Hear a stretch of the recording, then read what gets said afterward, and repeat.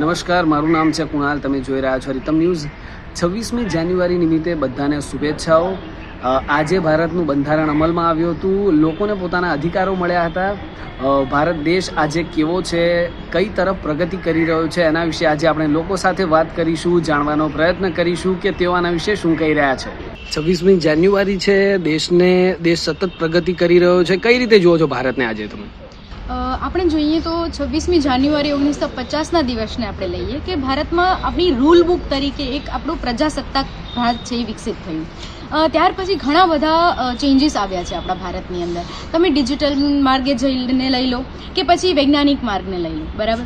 તો વૈજ્ઞાનિક ઢબે આપણે જોઈએ તો આપણું ઈસરો જે છે એ દિવસથી દિવસ પ્રગતિ કરતું જાય છે. એ પછી મંગળયાન હોય કે ચંદ્રયાન હોય કે ચંદ્રના કોઈ એવા ખૂણે જઈને ઉતરવું કે જ્યાં ઘોર અંધકાર છે, જ્યાં સુધી આજ સુધી એક પણ દેશ છે, દુનિયાનો કોઈ પણ દેશ છે હજુ સુધી પગ નથી મૂકી શક્યો, એવી જગ્યાએ આપણે એવા ધ્રુવ પર આપણે આપણા ચંદ્રયાનને છે એ પહોંચાડ્યું છે. તો ભારત જે છે એ સતત પ્રગતિ કરતું દેશ રહ્યો છે અને આગળ પણ સતત પ્રગતિ આવતી જશે. એ પછી આપણે જોઈએ તો નવા કાયદાઓ આવ્યા છે, ભારતીય આચાર સંહિતા લાગુ થઈ છે. તો એના પણ કેટલાય પોઝિટિવ રિવ્યૂઝ આપણને મળ્યા છે. જે ભારત દેશની અંદર એક લઈએ આપણે તો ગુનાહોમાં જ્યાં બહુ વધારે દેખાતું હતું, એની જ જગ્યાએ અત્યારે ભારત છે એ સતત વિકાસ કરતું થઈ રહ્યું છે. ડિજિટલ ગુજરાત કહીએ, ડિજિટલ ઇન્ડિયાની વાત કરીએ, શું કહેશો એના વિશે? ડિજિટલ ઇન્ડિયાની આપણે વાત કરીએ તો આજ સુધી આપણને કોઈને ખબર નહોતી કે કેશલેસ ઇન્ડિયા પણ થઈ શકે છે. Bharat just tap and pay આપણે કરી શકીએ છીએ. ભારતના અત્યારે કોઈ પણ વ્યક્તિને લઈ લો, સામાન્યથી સામાન્ય વ્યક્તિ અત્યારે એ શાકભાજીવાળા માસી હોય કે ફેરિયા હોય, એમની પાસે પણ QR સ્કેનર આવી ગયું છે. તે તમે તેના દ્વારા પણ પે કરી શકો છો. તો આ ડિજિટલ ઇન્ડિયાનું એક ઉત્થાન કહી શકાય કે ભારત છે એ સામાન્ય વ્યક્તિ માટે પણ ડિજિટલ રીતે આગળ વધ્યું છે. 26મી જાન્યુઆરી છે અને દેશ સતત પ્રગતિ કરી રહ્યો છે. ભારતનું સૈન્ય આજે દુનિયાના કોઈ પણ સૈન્યને ટક્કર આપી શકે તે પ્રકારનું થઈ ગયું છે. શું કહેશો એના વિશે? તો હું એમ કહેવા માગું છું કે પહેલાં જ્યારે ભારત વિકસિત ન હતું ત્યારે આપણે જોયું છે કે ત્યારે પણ આપણી પાસે ઘણી એવી બધી શક્યતાઓ હતી, શક્તિ હતી કે જેની આપણને આપણે કહીએ તો કે વેલ્યુ હતી નહીં. પણ પછી જેમ ગાંધીજીએ આપણા દેશને આઝાદ કરાવ્યો ત્યારબાદ આપણે જોયું કે ઘણી બધી પ્રોગ્રેસ રિપોર્ટ આવી આપણા ભારતમાં.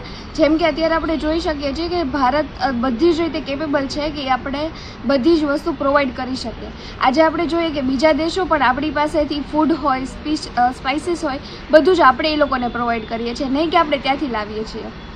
તો આપણે જોયું એ પ્રમાણમાં જોયું તો આપણે વેજીટેબલ વાઇઝ ઓઇલ હોય, સ્પાઇસીસ હોય, એ બધું આપણે એ લોકોને પ્રોવાઈડ કરીએ છીએ. તમે ફળની વાત કરી, બરાબર. ભારત કૃષિ પ્રધાન દેશ છે અને સતત પ્રગતિ કરી રહ્યો છે. આજે વિશ્વના ઘણા દેશોની અંદર ભારત પોતાના મસાલા હોય, અનાજ હોય, બધું મોકલી રહ્યો છે. શું કહેશો એના વિશે? હું એના વિશે એમ કહેવા માગીશ કે આજ સુધી આપણે એવું હતું કે બીજા દેશો આપણને દઈને જતા હતા, જ્યારે આપણે 1950 પહેલાંની વાત કરીએ તો.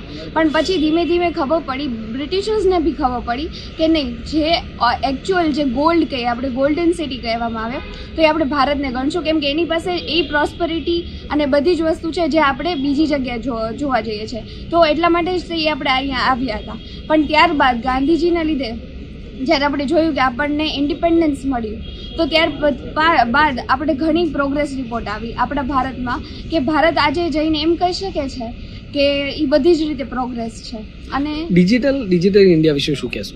ડિજિટલ ઇન્ડિયા વિશે હું એમ કહેવા માગું છું કે આપણે અત્યારે જોઈએ છીએ કે આપણા ઇન્ડિયામાં એટલા બધા ડેવલપર્સ છે ને કે એ બહારના દેશોમાં જઈ, બહારની કન્ટ્રીઝમાં જઈને એ લોકોના સોફ્ટવેર્સને બધું ડિઝાઇન પેટર્ન કરે છે. તો આપણે કહી શકીએ કે ઇન્ડિયામાં સ્ટુડન્ટ્સમાં કાં તો ઇન્ડિયાના લોકોમાં એટલો બધો ટેલેન્ટ છે કે એ લોકો બહારના દેશોમાં જઈને પણ પોતાની પ્રોગ્રેસ રિપોર્ટ દઈ શકે છે અને તે કેપેબલ છે. 26મી જાન્યુઆરી છે, દેશ સતત પ્રગતિ કરી રહ્યો છે. હાલ દેશની પ્રગતિને તમે કઈ રીતે જુઓ છો? અત્યારે આમ જોવા જોઈએ તો કે પહેલાંના જમાનામાં જે આપણો ભારત દેશ આઝાદ નહીં થયો ત્યારે આપણને કોઈ પણ પ્રકારની ફ્રીડમ નથી મળી. પણ આફ્ટર ઇન્ડિપેન્ડન્સ અત્યારે આપણે ઘણા બધા વિકાસ લઈ રહ્યા છે. જેમ કે અત્યારની જે ગવર્મેન્ટ છે અને અત્યારની જે લોકશાહી છે કેટલી બધી ખીલેલી છે, હેલ્ધી ડેમોક્રેસી જેને કહેવામાં આવે છે.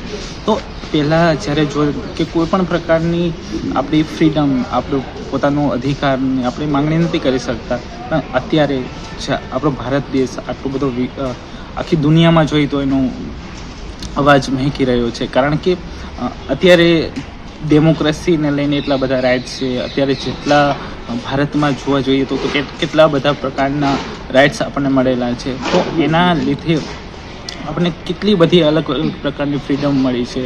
આપણે કોઈ પણ આઝાદીથી જીવી શકીએ છીએ. ભારત દેશ આપણા દેશના હાલ તમે અધિકારોની વાત કરી રહ્યા છો, મૂળભૂત અધિકારોને લઈને શું વાત કરશો તમે? અત્યારે આપણે મૂળભૂત અધિકારો છે કે જે ફંડામેન્ટલ રાઇટ છે એ સૌથી વધારે, કારણ કે એને કોઈ છીનવી ના શકે, સ્ટેટ પણ આપણી પાસે ના છીનવી શકે એને. તો એના માટે ખૂબ જ પ્રકારની અલગ અલગ થિયરીઝ છે જેના લીધે અલગ અલગ પ્રકારના જે ફંડામેન્ટલ રાઇટ છે એનો વિકાસ થયો છે. અત્યારે નાનો બાળકને ભણવાના અધિકારો હોય છે, સ્પેશિયલી ગર્લ્સ કે જે વુમન છે એમનું એજ્યુકેશન અત્યારે કેટલું ફ્લરિશ થયું છે. પહેલાંના જમાના એમને બહાર પણ નીકળવા નહોતા દેતા, તો અત્યારે એમને ઘણા બધા રાઇટ્સ મળે છે. તો એ ઘણું બધું છે જે અત્યારે આપણો ભારત દેશ આટલો બધો વિકસિત થયો છે એ આ બધા રાઇટ્સના લીધે જ થયો છે. 26મી જાન્યુઆરી છે, સતત દેશ પ્રગતિ કરી રહ્યો છે. હાલ ડિજિટલ ઇન્ડિયાની ખૂબ વાત થઈ રહી છે, શું કહેવા માગો છો? હા, તો ડિજિટલ ઇન્ડિયા એટલે કે આપણે જે પહેલાં ઇન્ડિપેન્ડન્સ થયા એના પહેલાં જો આપણે વાત કરીએ કૃષિ પ્રધાનની, તો આમ તો કહેવાતો કે ભારત કૃષિ પ્રધાન દેશ છે, એટલે એની અંદર કે કૃષિનું એક મહત્ત્વ વધારે આપવામાં આવે, પણ એવી રીતે નહીં કે ડિજિટલ રીતે, કે એની અંદર ટેકનોલોજીનો વધારે પડતો ઉપયોગ નહોતો થતો. ફક્ત એક ખેડૂતના આધારિત, એટલે કે ખૂબ પરિશ્રમ કરીને એની અંદર ખેતી કરવામાં આવતી. અને એ જ કમ્પેર અત્યારે આપણે જોઈએ, જો 21મી સદીની અંદર જોઈએ તો અત્યારે એક ટેકનોલોજીનો એક યુગ વધારે આવી ગયો, એટલે જેના લીધે એક આપણું ઇન્ડસ્ટ્રીયલ જોઈએ અને ઉત્પાદન જોઈએ તો વધારો થયો છે. સાથે સાથે મહેનત કરીએ તો મહેનતની અંદર પરિશ્રમ ઓછો થયો છે, એટલે જેના લીધે આપણા જે ભારતના લોકો અને ખેડૂતો છે એને એક વધારે મોટો બેનિફિટ મળ્યો છે.